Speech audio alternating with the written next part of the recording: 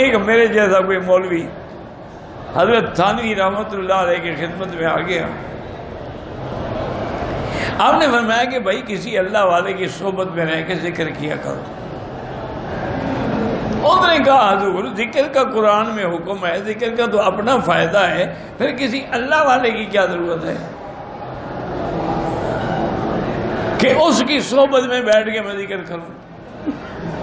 ذکر تو ذکر ہے نا اللہ کا.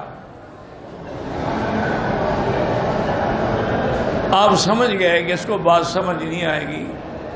فرمایا بھائی تلوار ہو اگر تو کاٹنا تو تلوار کا کام ہے، لیکن جب تک کسی کے ہاتھ میں نہ ہو تلوار خود بخود کاٹ سکتی ہے؟ اس نے کہا جی نہیں.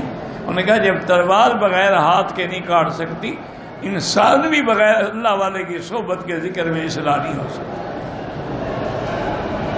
اسی لیے اللہ نے ہمیں حکم دیا ہے کہ سچے لوگوں کے ساتھ رہیں، صالحین کی صحبت میں رہیں.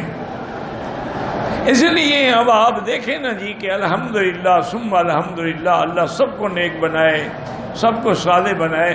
تبلیغی جماعت والے بیچارے کو علماء تو نہیں ہوتے نا، ان میں عالم تو کوئی خال ہی ہوگا نا بیچارہ. وہ تو سارے راستے سے پکڑے ہوئے لوگ ہوتے ہیں، کوئی دکاندار ہے، کوئی انجینئر ہے، کوئی کچھ ہے، کوئی کچھ ہے، کوئی کچھ ہے. وہ جماعت بن گئی، ایک امیر بن پیا، چل پڑے.